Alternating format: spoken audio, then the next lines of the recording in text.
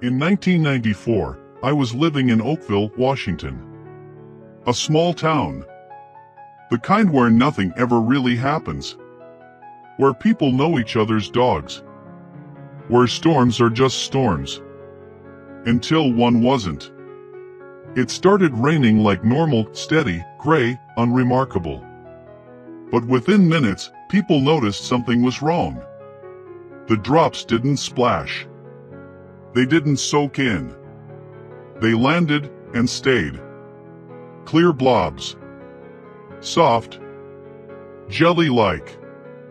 If it touched your hands, it clung. If it landed on your windshield, it smeared instead of washing away. People wiped it off with napkins, with sleeves, with bare skin, because no one thought to be afraid yet. That came later. Within days, people started getting sick. Not dramatic at first.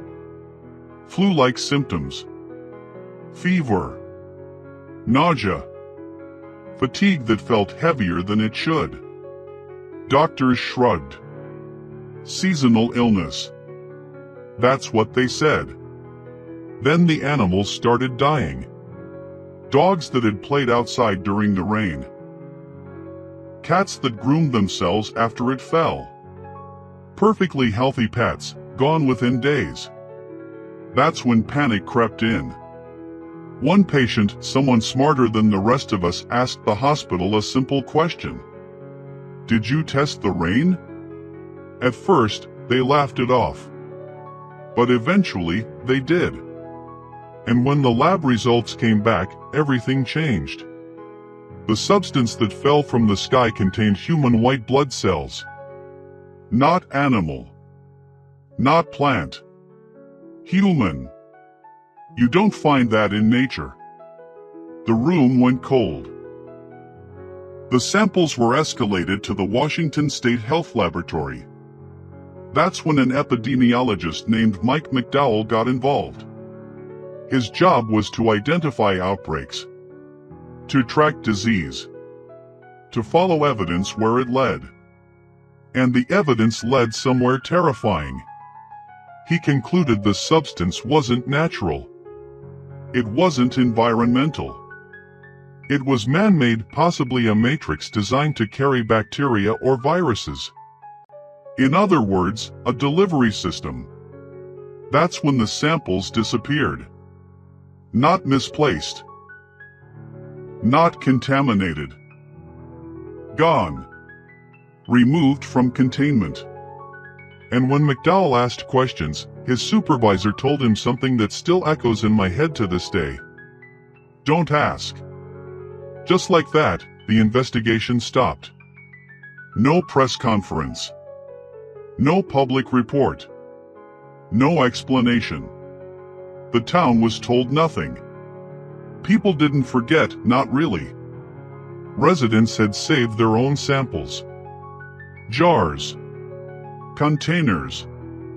Makeshift evidence collected in kitchens and garages. They sent them to labs. Universities. Research facilities. Every single one vanished. Lost in transit. Destroyed. Never received. There are no known samples left anywhere today. Think about that. An unidentified substance falls from the sky over an entire town. Makes people sick. Kills animals. Contains human biological material. And not one official sample exists. That wasn't an accident. Here's the part that still eats at me. Even if you assume generously that it wasn't intentional. Even if you believe it wasn't some kind of test. Why was it covered up? Why silence the scientists? Why erase the evidence? Why tell people to forget? And how does something like that rain over an entire city for days? That's not a spill. That's not weather. That's control.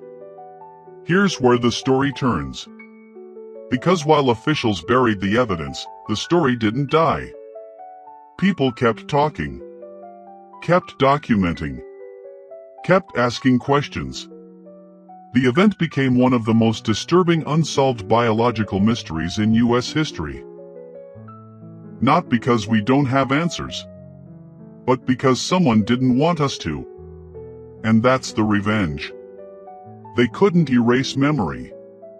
They couldn't unsicken the people. They couldn't bring the pets back.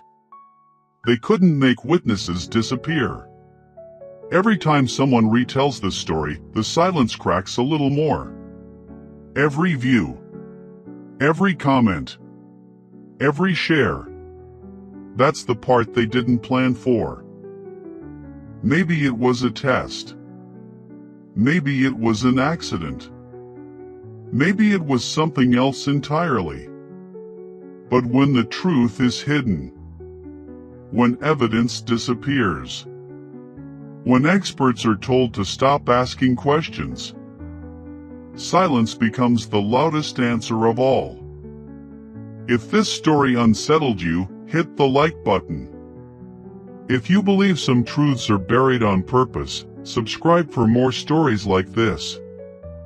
And tell me in the comments, do you think this was an experiment?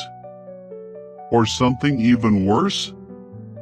Because some storms don't pass. They're erased.